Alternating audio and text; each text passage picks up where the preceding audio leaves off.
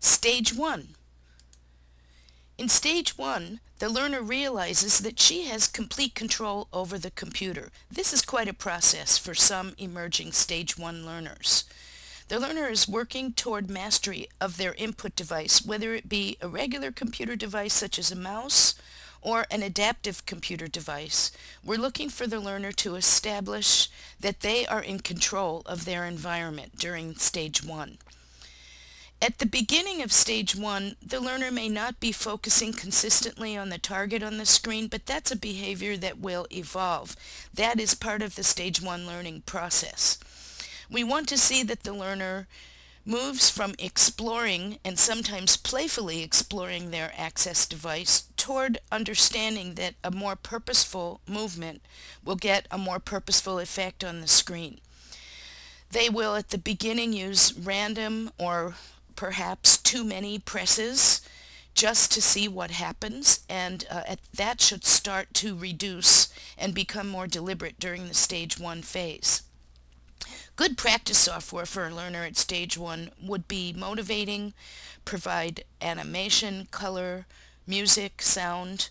The important thing is that we don't expect content mastery or language development at stage 1. This is strictly to establish a reliable behavior for learning.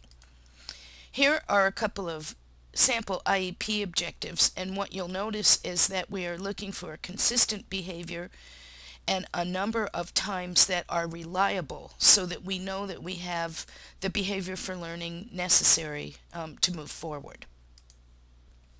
Let's take a look at the assessment activities. I'll be the learner in the first one. We'll take a look at the settings first. At stage 1, I know some folks who are using it that are more assistive technology specialists use stage 1 to test the reliable movements around different access devices. We're going to stick with the mouse for the purpose of this demonstration. At stage 1, you can also isolate the kind of environment where the stage 1 learner is working. If the learner is experiencing any kind of a sensory challenge, you are able to isolate and make the learner working in an all auditory environment, an all visual environment, and then you can isolate the effects of these prompts to be the same so that you could compare their performance in these sensory environments. For the purposes of today's demonstration, we're going to combine them and have the auditory and visual together. You can also schedule the prompting for the learner. At the beginning of a learned skill, a new skill, we want frequent prompts, but the idea is that we would slowly thin out those prompts over time, seeing that that behavior remains consistent until the learner doesn't need to use prompts anymore. When they don't need prompts anymore, that's when they're ready to move to the next stage. Since we're taking a look at the way a beginning stage 1 learner might perform, we'll stick with those frequent prompts. Press and hold is the activity that gives the learner the understanding, builds the understanding that as long as I am doing the appropriate behavior, some effect is going to happen on the screen. But if I stop, it stops. Our goal in stage 1 is that the learner will press, release, watch, and wait. That watch and wait doesn't come easy for some stage 1 learners who are still emerging. So we will start with the press and hold activity today, so you can see what that one looks like. But know that you would hope that the learner would progress through to press, release, watch, and wait, paying attention to the action on the screen. Then you know they're ready to move on. But let's start at the beginning.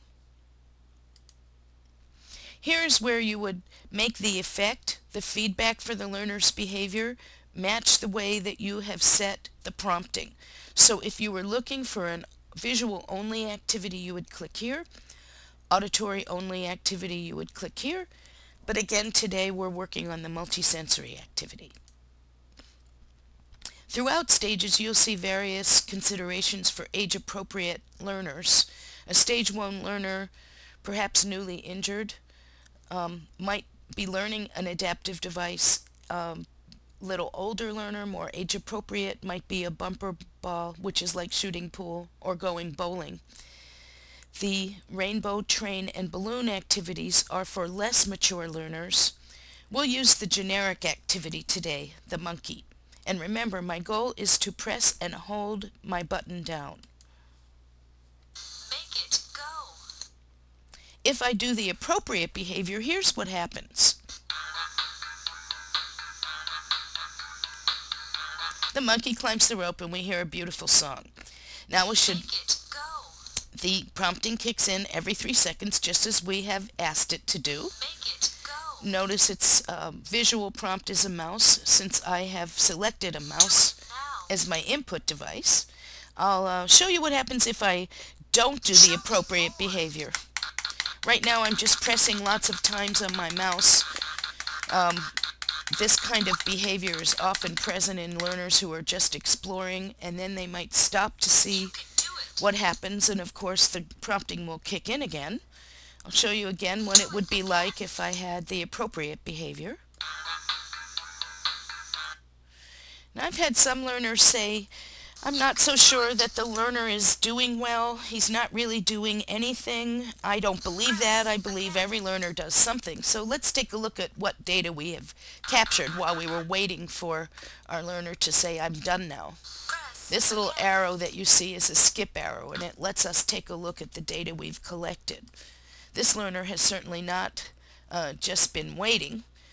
For that 1 minute and 15 seconds that we've been working together, even though he didn't finish the activity, he received 10 prompts and he pressed 41 times. Now that's wonderful data that lets us know exactly where our baseline is for that learner.